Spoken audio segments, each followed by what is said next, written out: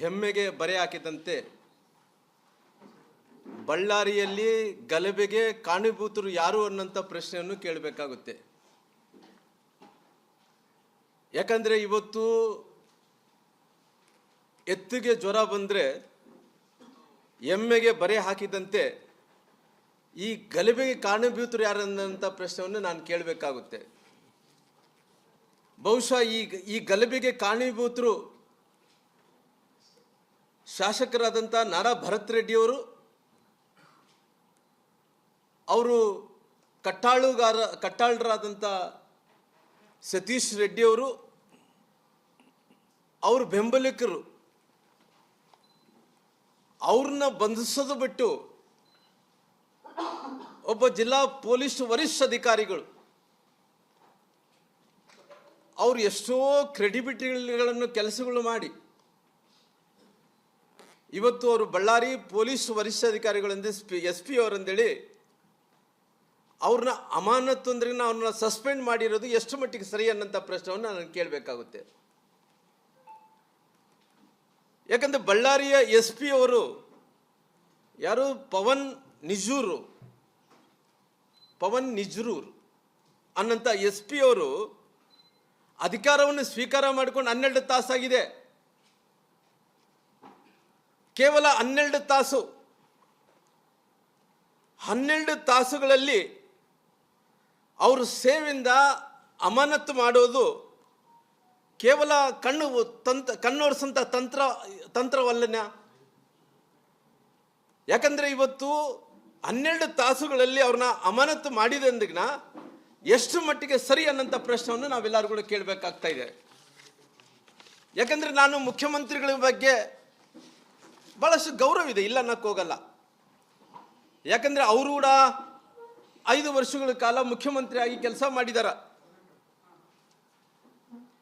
5 ವರ್ಷಗಳು ಮುಖ್ಯಮಂತ್ರಿಯಾಗಿ ಕೆಲಸ ಮಾಡಿ ಪುನಃ ಭಗವಂತ 2.5 ವರ್ಷಗಳ ಕಾಲ ಅವರಿಗೆ ಅವಧಿ ಸಿಕ್ಕಿದೆ.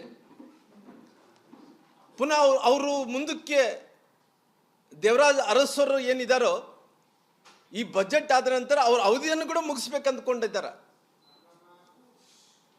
ಆದರೆ ಇವತ್ತು ಯಾವುದೇ ಸರ್ಕಾರದಲ್ಲಿ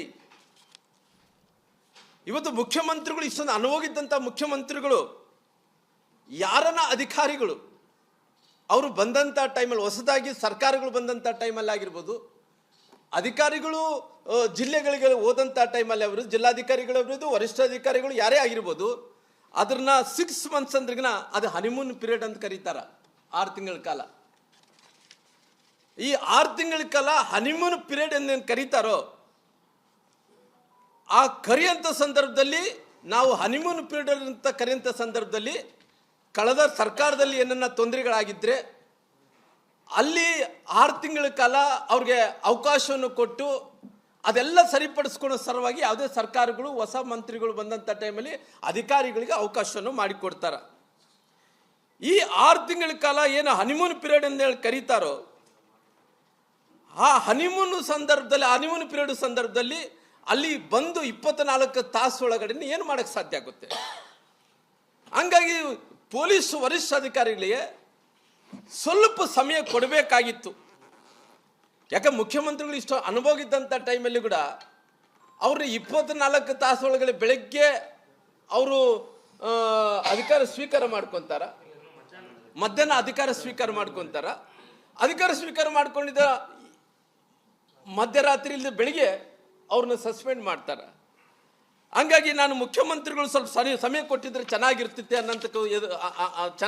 ಅನ್ನೋಂಥದ್ದು ನನ್ನ ಭಾವನೆ ಆಗಿದೆ. ಯಾಕಂದರೆ ಮುಖ್ಯಮಂತ್ರಿಗಳು ಇಷ್ಟು ಅನುಭೋಗಿದ್ದಂಥವ್ರು, ಇಷ್ಟು ವರ್ಷಗಳ ಕಾಲ ಸರ್ಕಾರ ನಡೆಸಿದಂಥವ್ರು, 2ನೇ ಬಾರಿ ಮುಖ್ಯಮಂತ್ರಿಗೆ 2.5 ವರ್ಷ ಕಳೆದಂಥವ್ರು, 7.5 ವರ್ಷ ಅನುಭೋಗಿದ್ದಂಥ ಮುಖ್ಯಮಂತ್ರಿಗಳೇ ಯಾಕೆ ಇಷ್ಟು ಅರಾತುರಿಯಲ್ಲಿ ಯಾಕೆ ಈ ರೀತಿಯಲ್ಲಿ ನಿರ್ಧಾರ ತಗೊಂಡ್ರು ಅನ್ನೋಂಥ ಪ್ರಶ್ನೆಯನ್ನು ಕೇಳಬೇಕಾಗುತ್ತೆ.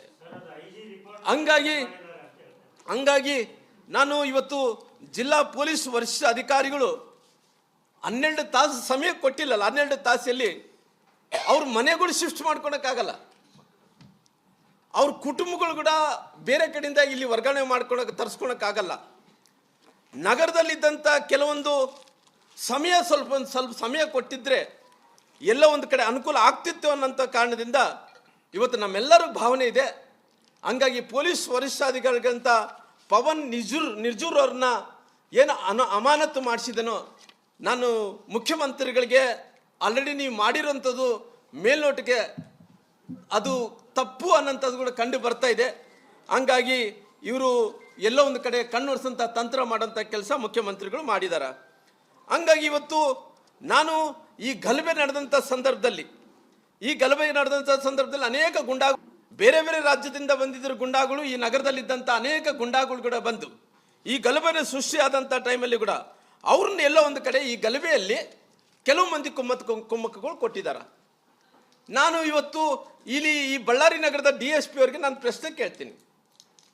ಸ್ವಾಮಿ, ನೀವು ಲಾ ಅಂಡ್ ಆರ್ಡರ್ ತಮ್ಮ ಕೈಯಲ್ಲಿ ಹಿಡ್ಕೊಂಡು ಇವತ್ತು ತಮ್ಮ ಇವತ್ತು DSP ಆಗಿ ಯಾರು DSP ಯಾರು ನಂದಾರೆಡ್ಡಿ ಅವರು ಭರತ್ ರೆಡ್ಡಿ ಅವರು ಎಲ್ಲಿ ದುರ್ಗಮ್ಮ ದೇವಸ್ಥಾನ ಹತ್ರ ಮೊದಲನೇದಾಗಿ ಅಲ್ಲಿ ಸೇರ್ತಾರ. ಅವರೆಲ್ಲರೂ ಕೂಡ ಹಿಂಬಾಲಕರನ್ನ ಕರ್ಕೊಂಡು, ಅವರೆಲ್ಲರೂ ಕೂಡ ಗುಂಡಾಗಳು ಕರ್ಕೊಂಡು ಅಲ್ಲಿಂದ SP ಸರ್ಕಲ್ಗೆ ಬರ್ತಾರ. SP ಸರ್ಕಲ್ನಿಂದ ಇಲ್ಲಿ ತನಕ ನಮ್ಮ ಮನೆ ತನಕ ಕೂಡ, ಜನಾರ್ದನ್ ರೆಡ್ಡಿ ಅವ್ರ ಮನೆ ತನಕ ಕೂಡ ಅಷ್ಟು ಮಂದಿ ಹಿಂಬಾಲಕರು ಹಾಕೊಂಡ್ ಬರ್ತಾ ಇದ್ರು ಕೂಡ ಈ DSP ಏನು ಮಾಡ್ತಾ ಇದ್ರು? ಅಕಸ್ಮಿತವಾಗಿ DSP ಅವ್ರನ್ನ ಅಲ್ಲಿ ತಡವಿದ್ರೆ ಇಷ್ಟೊಂದು ದೊಡ್ಡ ಗಲಭೆ ಆಗ್ಲಿಕ್ಕೆ ಕಾರಣ ಆಗ್ತಿದ್ದಿಲ್ಲ ಅನ್ನಂತ ಮಾತನ್ನು ಕೂಡ ಕೇಳಬೇಕಾಗುತ್ತೆ. ಹಂಗಾಗಿ ನಾನು ಸರ್ಕಾರಕ್ಕೆ ಒತ್ತಾಯನ ಮಾಡ್ತೀನಿ, ಗೃಹ ಮಂತ್ರಿಗಳಿಗೆ ನಾನು ಒತ್ತಾಯನ ಮಾಡ್ತೀನಿ. ಇವತ್ತು ಈ ಗಲಭೆಯಲ್ಲಿ ಕಾರಣಭೂತರಾದಂಥ ಇವತ್ತೇನು ಒಬ್ಬ ಯುವಕ ಏನು ಸತ್ತಿದನೋ ಆ ಸಾಯ್ಲಿಕ್ಕೆ ಕಾರಣ ಆ DSP ಅವರು ಅವ್ರಿಗೆ ಕುಮ್ಮಕ್ಕ ಕೊಟ್ಟಿರೋ ಕಾರಣ, ಇಲ್ಲಿ ತನಕ ಗುಂಪು ತಂದಿರೋ ಕಾರಣ ಅವರಿಂದ ಕೂಡ ಆಗಿರ್ಬೋದು ಅನ್ನಂತ ಹೇಳೋದ್ರ ಜೊತೆಲಿ ಅವ್ರೇನನ್ನ ಮುಂಜಾಗ್ರತೆಯನ್ನು ವಹಿಸಿದ್ರೆ ಈ ಗಲಭೆ ಆಗ್ತಿದ್ದಿಲ್ಲ ಅನ್ನೋಂಥದ್ದು ಕೂಡ ನಾನು ಕೇಳಬೇಕಾಗುತ್ತೆ. ಹಂಗಾಗಿ ಇವತ್ತು ಬಹಳಷ್ಟು ಮಂದಿ ಅವ್ರನ್ನ ನಾನು ಒತ್ತಾಯನ ಮಾಡ್ತೀನಿ, ಸರ್ಕಾರಕ್ಕೆ ಒತ್ತಾಯನ ಮಾಡ್ತೀನಿ, ತಕ್ಷಣ ಆ DSP ಅವ್ರನ್ನ ಸಸ್ಪೆಂಡ್ ಮಾಡಬೇಕು ಅನ್ನೋಂಥ ಒತ್ತಾಯವನ್ನು ಕೂಡ ನಾನು ಮಾಡ್ತೀನಿ.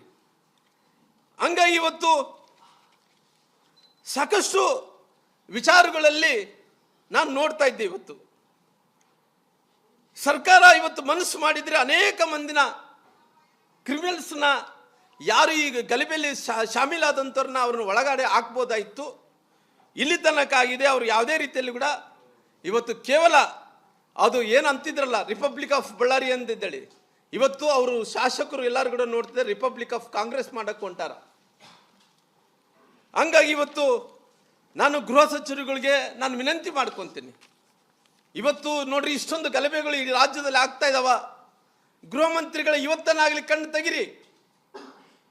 ಇವತ್ತು ನಿಮ್ಮ ಶಾಸಕರು, ನಿಮ್ಮ ಕಾಂಗ್ರೆಸ್ಸಿನ ಹಿಂಬಾಲಕರು, ಕೆಲವು ಮಂದಿ ಗುಂಡಾ ಹಿಂಬಾಲಕರು ಇಷ್ಟೊಂದು ದೌರ್ಜನ್ಯ ಮಾಡ್ತಾ ಇದ್ದಾರೋ, ಬಹುಶಃ ಇವತ್ತು ನಾನು ಜನಾರ್ದನ್ ರೆಡ್ಡಿ ಅವರು ಸ್ವಲ್ಪ ಏನನ್ನ ನಾವು ಎಚ್ಚರ ತಪ್ಪಿದ್ರಿಗಿನ ನಾವು ಯಾರು ಕೂಡ ಇಲ್ಲಿ ಉಳಿತಾ ಇದ್ದಿಲ್ಲ.